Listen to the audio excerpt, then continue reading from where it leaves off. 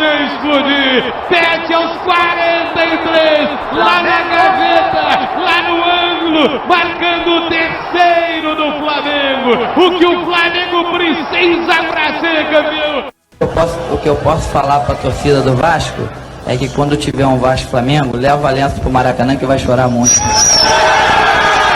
É, nação rubro-negra, chegou o grande dia, Flamengo versus Vasco da Gama. Os torcedores do Vasco estão assustados, com medo dessa partida, e os torcedores rubro-negros ansiosos para que o jogo comece logo. Já já eu falo para vocês as mudanças que o Felipe Luiz trará para esse clássico, visando também o jogo do meio da semana contra a LDU, falando sobre basquete, metemos um couro, humilhamos o Franca, estamos na final da Champions League da América. Vamos enfrentar o Boca Juniors hoje, às 9h30 da noite, e se vencermos, carimbar mais uma final de Mundial. Já estamos no Mundial com o Sub-20 pelo futebol e agora poderemos estar também com o time de basquete. Falando sobre o Bruno Henrique, a notícia é excelente sobre uma possível punição do STJD. E no quadro que vocês gostam tanto, Por Onde Andas, hoje traremos o Rômulo, que tá meio insano, né, psicologicamente, colocou do time do Vasco de 2011 versus ali o time do Flamengo de 2019, ele colocou 9 jogadores do Vasco à frente do time rubro-negro. E até mesmo colocou o Ricardo Gomes, técnico daquela época do Vasco, à frente do Jorge Jesus. Essas e outras vocês encontram agora na Flageral TV, mas antes disso, por favor, é importantíssimo, deixe seu like, se inscreva no canal e vamos para as notícias, que é o que interessa. Isso aqui é Flamengo! E rapaziada, falando sobre a situação do Bruno Henrique, a Polícia Federal tá indiciando ali o Bruno Henrique por causa daquela partida contra o Santos, só que a notícia é excelente sobre o STJD, que era a entidade ali que trazia mais receio para o torcedor rubro-negro, até porque o STJD pediu para reabrir o caso, para dar uma verificada em novas provas, só que essa situação aí, segundo o UOL, ela não irá acontecer pelo menos uma punição preventiva, até porque, segundo o presidente do STJD, o Luiz Otávio Veríssimo, o jogador só seria punido preventivamente se ele causasse algum risco, né, de em outras partidas acabar acontecendo o mesmo problema, que não é o caso do Bruno Henrique. E uma outra situação é uma vantagem financeira para o jogador, que também não aconteceu. Ele foi apenas ali ajudar o irmão de uma forma não intencional, mas acabou prejudicando a si mesmo. Então o artigo 243 prevê uma punição de 6 meses a 2 anos sem poder jogar futebol. E diante dos fatos que estão aparecendo, o jogador, caso seja punido pelo STJD, ele será punido por apenas 6 meses, né? Deverá pegar a pena mínima, porque não teve ganho nenhum, não aconteceu um esquema de apostas com ele em outras partidas. Foi apenas um erro, né? Um erro grave do Bruno Henrique, mas apenas um erro caso essa punição ela venha. E uma outra situação que deixa a gente mais tranquilo ainda é que o jogador tem contrato com o Flamengo até 2027. E provavelmente, caso tenha uma punição, ela não virá do STJD, e sim de um processo ali criminal, né?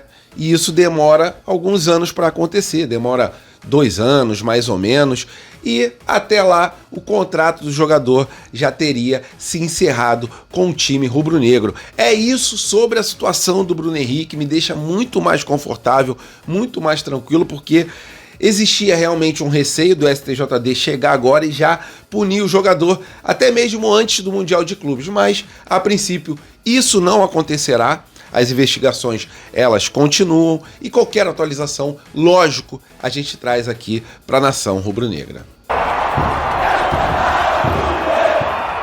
E no quadro Por Onde Andas, hoje vamos trazer o Rômulo. Rômulo, ex-jogador do Flamengo, volante, não deu muito certo no rubro-negro, e o jogador atualmente está no Retrô, né? Tem jogado bola ainda, tem 34 anos, e ele soltou algumas pérolas ali falando da comparação do Flamengo de 2019 com o Vasco de 2011. Pasmem os senhores. Ele colocou 9 à frente do Flamengo e apenas 3 do rubro-negro vencendo, né? Ele conseguiu fazer a proeza de colocar o técnico Ricardo Gomes à frente do Jorge Jesus. Vamos deixar o próprio falando as pérolas dessa bizarra comparação. Naquela época eu acho que o Price. Fagner ou Rafinha? Caramba, eu sou muito fã do Rafinha, mas acho que o Fagner tava num momento excelente. Dedé ou Rodrigo Caio? Aí Dedé, sem dúvida. Anderson Martins ou Pablo Mari? Anderson Martins. Márcio Careca ou Felipe Luiz? Cara, acho que aí o Felipe Luiz. Ele é demais, cara, velho. Você mesmo ou William Arão? Cara, na época eu acho que o Arão é meu amigão. Juninho Pernambucano ou Gerson? Cara, eu acho que o Gerson, ó. Felipe Maestro ou Everton Ribeiro? Ah, o Felipe. Sou muito fã do Felipe. Diego Souza ou Georgian de Arrascaeta? Ah, pelo que representou, pelo meu time, o Diego Souza. Éder Luiz ou Bruno Henrique? Éder Luiz, meu amigão também. Alec Gol ou Gabigol? Pela história que o Gabigol ali na final da Libertadores fez, marca muito também, acho o Gabigol, velho. Ricardo Gomes ou Jorge Jesus? Ah, por ter trabalhado com ele, Ricardo Gomes. Mas, sem dúvida, o Jorge Jesus aí, cara, um cara que revolucionou aí o futebol brasileiro aí nesse ano aí de 2019. É isso, rapaziada. Falar que o Éder Luiz é melhor do que o Bruno Henrique, né, comparando os dois clubes, é inacreditável. Aquele Vasco só venceu uma Copa do Brasil e o time de 2019 até hoje está vencendo aí, ainda com o Bruno Henrique e o Arrascaeta, que são remanescentes daquela época. Falou também que o Fagner é melhor do que o Rafinha, né, comparando os dois times, pelo amor de Deus. Que o Anderson Martins é melhor do que o Pablo Mari. Onde anda a cabeça do Rômulo? Mas é isso, né? Tem boca, fala o que quer. Às vezes ele tá puxando sardinha porque ele jogou no Vasco, tem algum carinho pelo Vasco, mas comparar o Flamengo de 2019 com o Vasco de 2011 é muito bizarro. E ainda colocar o elenco do Vasco melhor do que o Flamengo, aí eu nem tenho adjetivos para descrever isso. Queria muito a ajuda de vocês. O que é que você falaria pro Rômulo diante de tanta bizarrice? E é hoje, rapaziada, chegou o dia que todos nós estávamos esperando. Flamengo versus Vasco, às 6h30 da noite, no estádio do Maracanã, com transmissão do Premier. Nessa partida, o Flamengo está lutando para se distanciar um pouquinho do Palmeiras, né? Até porque o Flamengo tem 10 pontos, Palmeiras também, só que o Flamengo tem 9 gols de saldo e o Palmeiras 4. O terceiro colocado do Campeonato Brasileiro é o Fluminense. Então vamos partir para cima do Vasco, ok? Torcedores do Vasco estão apreensivos, até porque não poderia ser diferente, né? Flamengo meteu 6 no Juventude e o Vasco perdeu para o Ceará. Nesse jogo, a gente deverá contar com a volta de alguns jogadores e o técnico Felipe Luiz deve poupar pelo menos o Léo Pereira para esse jogo, visando também a partida da Libertadores, que é importantíssima no meio da semana contra a LDU.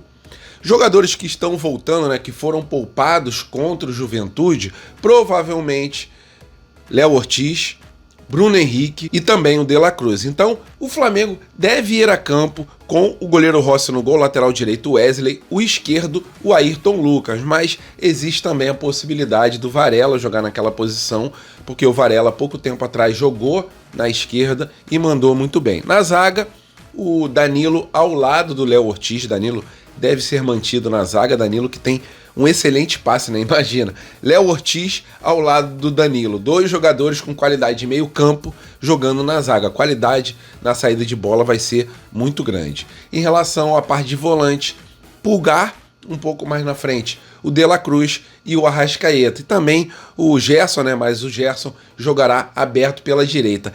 Que meio campo é esse, né? Digno de qualquer seleção no mundo inteiro, né? Qualidade lá em cima. E no ataque, Bruno Henrique ao lado do Michael.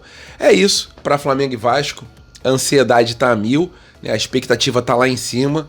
Flamengo tem mandado muito bem com Felipe Luiz à beira do campo e o Vasco tem mandado muito mal. Então, por isso que os torcedores do Vasco estão com muito medo, né? Apreensivos, mas futebol só se decide após o apito do juiz. São 11 contra 11. Não existe favorito em clássico, mas o Flamengo realmente, nas últimas partidas, tem jogado melhor do que o próximo adversário. Então, é isso sobre Flamengo e Vasco. Vamos partir para cima do Vasco.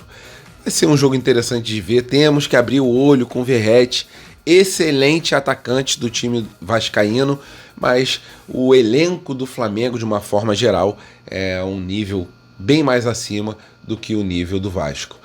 Para mim, esse jogo vai ser 2-0, Bruno Henrique fazendo gol, Gerson também fazendo gol, e no final das contas, o Flamengo disparando na liderança do Campeonato Brasileiro. É isso, se vocês quiserem botar o palpite de vocês, por favor, coloque aqui embaixo, e como o Felipe Luiz já falou, o chute de fora da área pode ser uma das armas do Flamengo quando enfrenta um time retrancado. Se o Vasco jogar todo fechadinho, que a gente explore aí os chutes de fora da área e também os cruzamentos, porque o Bruno Henrique é um exímio cabeceador.